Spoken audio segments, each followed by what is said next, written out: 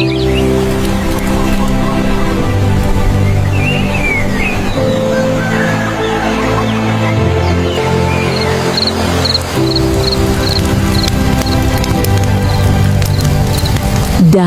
kala, di lereng perbukitan yang kini disebut Bukit Gombel, hiduplah sepasang suami istri bernama Sari dan Warto. Mereka menikah dengan cinta yang tulus, tapi tahun demi tahun berlalu tanpa hadirnya tangisan bayi di rumah mereka. Dahulu, bukit ini bukanlah tempat seperti sekarang. Bukit Gombel adalah saksi bisu pembantaian besar pada masa penjajahan Belanda. Ratusan warga pribumi diseret, disiksa, dan dibantai di tempat ini.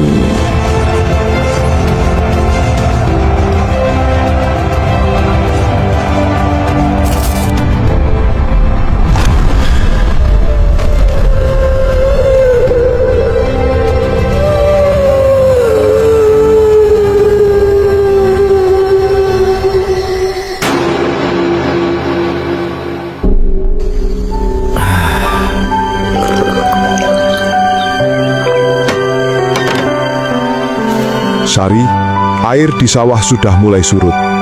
Besok aku harus kerja lebih awal. Iya mas, nanti aku siapkan air hangat buat bersih-bersih.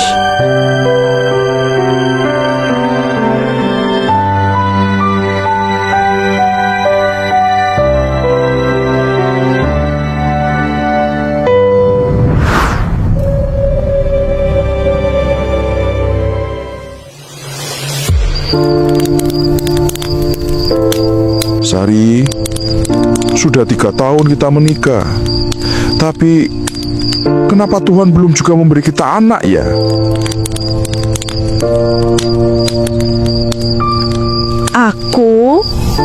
Aku juga sering bertanya itu, Mas. Mungkin aku yang kurang doa. Bukan salahmu, Sari. Tapi orang-orang desa mulai bicara di belakang kita. Katanya rumah tanpa tangisan anak itu rumah tanpa rezeki.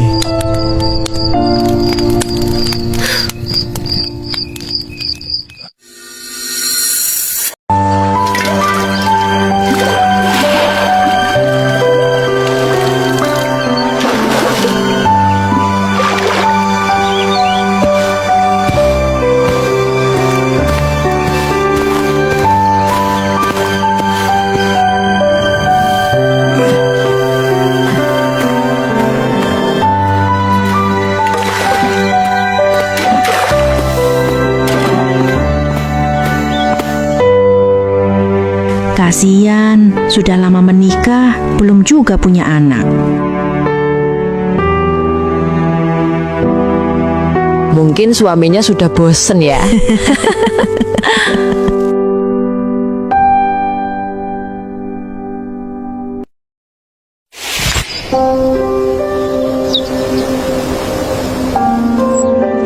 Kalau saja aku bisa punya anak sekecil kamu, pasti hidupku sempurna.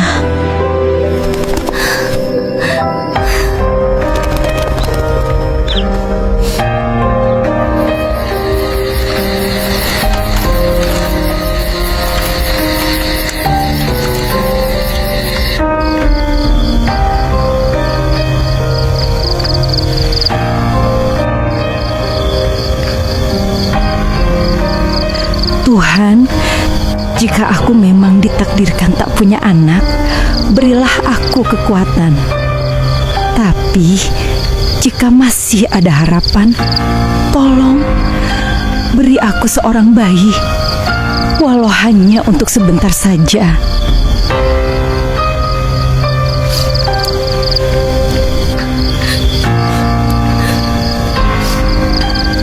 Di malam itu, Sari menangis dalam doa yang tak berjawab. Ia tidak tahu bahwa kesabarannya akan segera diuji oleh takdir yang kejam, bahwa cinta yang ia jaga dengan setia perlahan akan berubah menjadi luka yang tak sembuh selamanya.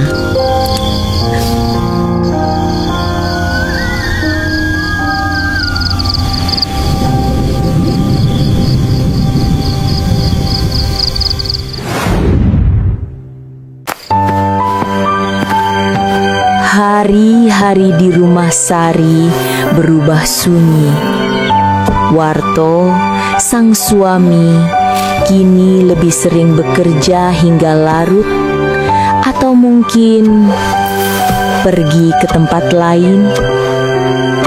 Dan cinta yang dulu hangat kini mulai dingin bagai tanah yang tertutup kabut.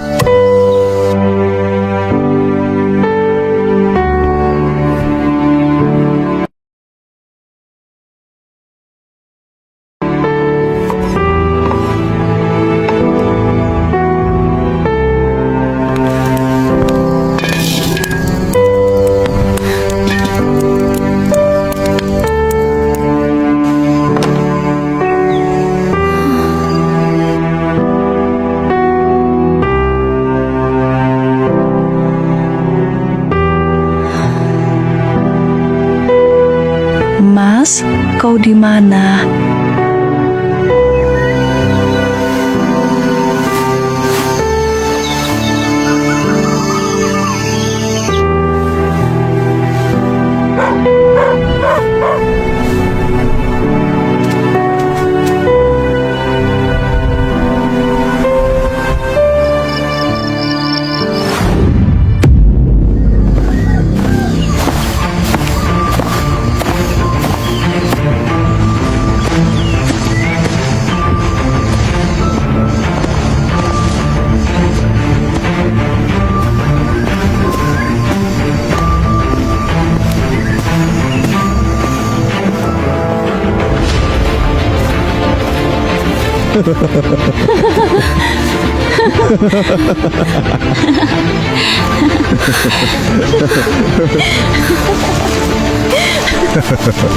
Ratina, kau memang beda. Kau buat aku lupa semua kesusahan di rumah. Mas bisa saja. Aku hanya ingin Mas bahagia dengan aku. Di saat itu, seluruh dunia Sari runtuh. Harapannya akan cinta, doanya untuk keluarga, semuanya hancur oleh tawa yang bukan untuknya.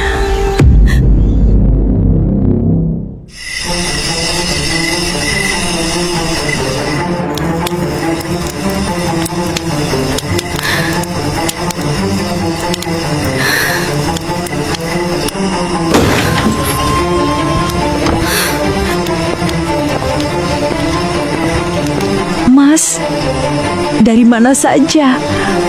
Aku menunggumu sejak sore. Kau tak perlu menunggu.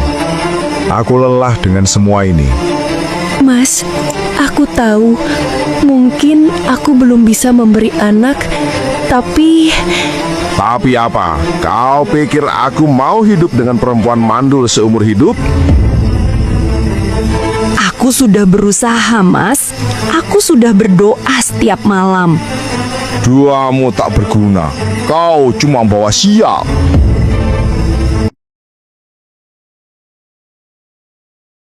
Dan malam itu, cinta terakhir di hati Sari padam, berganti luka yang tak akan sembuh, bahkan oleh waktu.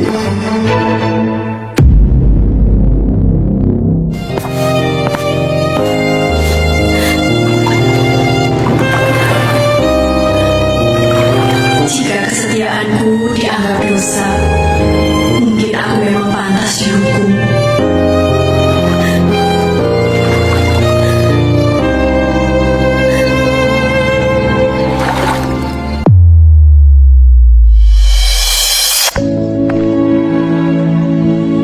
dengar suaminya sekarang sering dengan Ratina.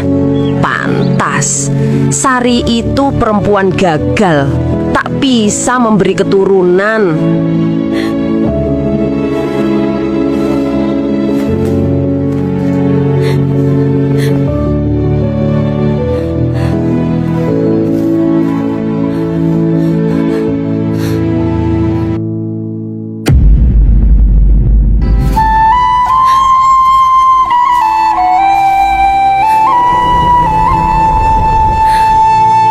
Saat cinta dihianati, tak ada doa yang tersisa.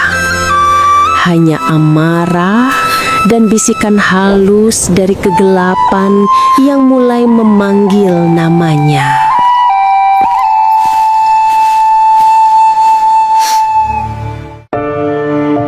Dan sore itu, kedua kalinya Sari melihat Warto dan Ratina.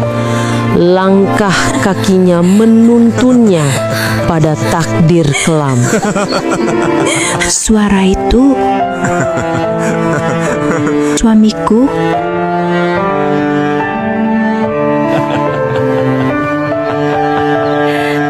Mas Warto, kalau aku yang jadi istrimu, pasti rumahmu ramai dengan anak-anak. Jangan bicara begitu keras, Ratina. Aku tak ingin orang tahu dulu. Istriku itu hanya membawa sial.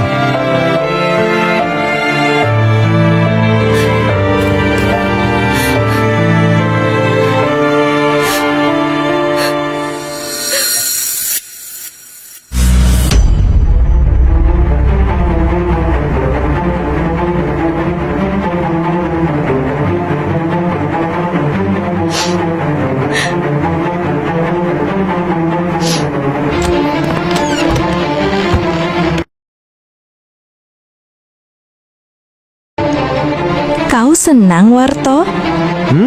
Apa maksudmu? Kau dan perempuan itu, Ratina. Kau mengintip ya? Wanita gila. Tak bisa beri aku anak, tapi berani melarang aku bahagia. Aku istrimu, Warto. Aku masih mencintaimu. Cinta. Cintamu hanya membuatku malu di depan orang-orang. Kau menghancurkan segalanya, Warto.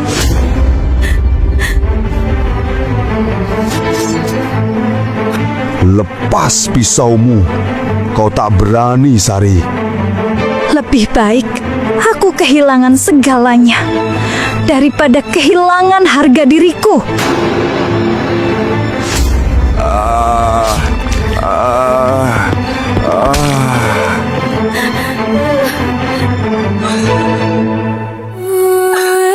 Dalam satu amukan emosi, tangan lembut itu berubah menjadi tangan pembunuh. Dan sejak malam itu, tak ada lagi cahaya di mata Sari. Dia membunuh suaminya. Iblis perempuan, usir dia, kutuk dia. Dan di bawah cahaya bulan purnama, penduduk desa mengusir Sari ke hutan Gombel. Tak ada yang menolong, tak ada yang mau menatap wajahnya lagi.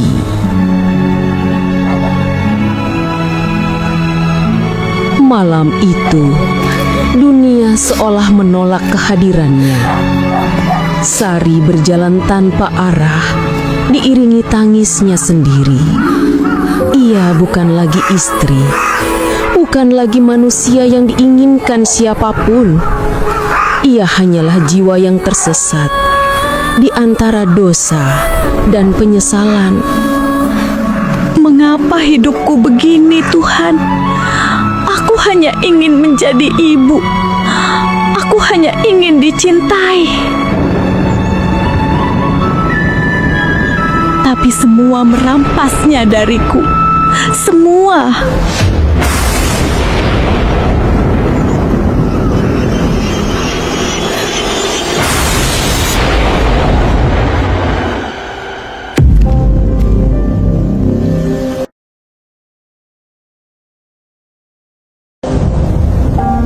Di antara gemuruh langit dan tangisnya sendiri, Sari membuat keputusan terakhir.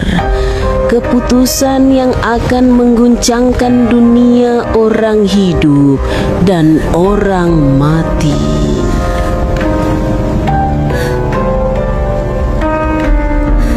Jika dunia tak lagi menerimaku, biarlah bumi menelanku dan langit melupakan namaku.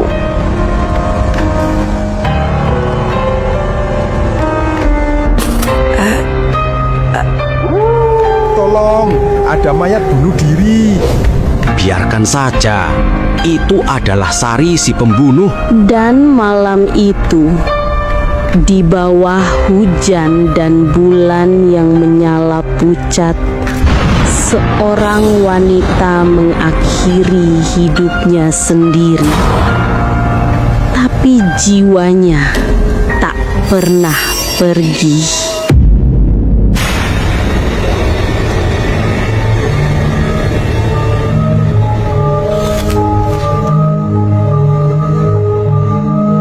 Kalian semua yang mengusirku akan merasakan kesepianku.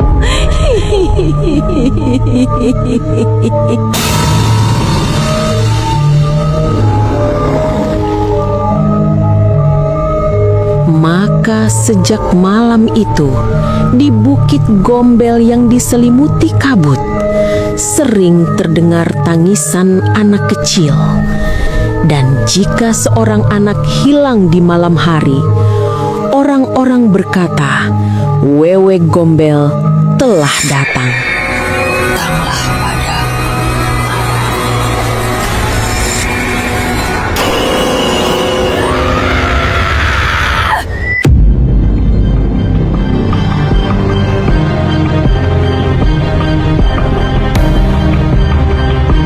Bertahun-tahun setelah kematian Sari, penduduk mulai takut menyebut namanya.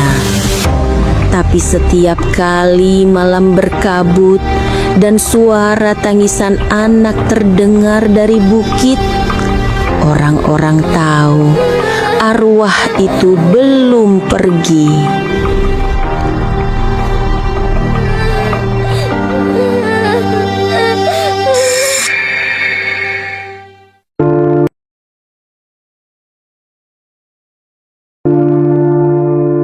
Dasar anak bodoh, tidurlah, jangan bikin ibumu marah.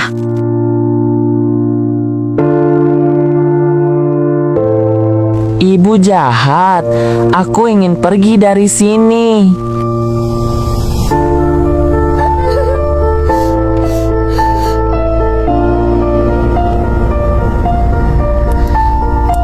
Jangan menangis, nak. Aku akan menjagamu. Anak itu tersenyum kecil, seolah melihat sosok yang lembut. Tolong, anakku hilang. Anaknya hilang. Semalam ada kabut dari arah bukit. Wewe Gombel, sepertinya dia mengambilnya. Mana kamu nak? Cepat, cari di sebelah sana.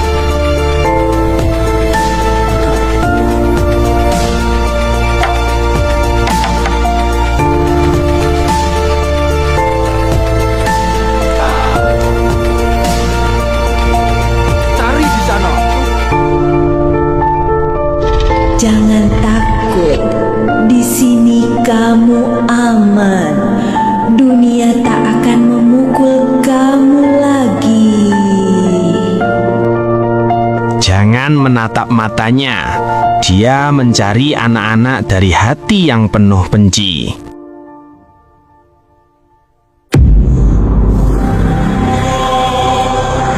Sari, kembalilah ke alam tenang.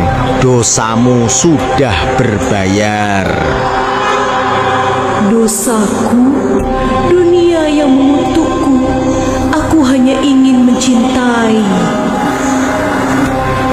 Malam itu, Bukit menjadi saksi antara dendam dan keadilan yang tak seimbang.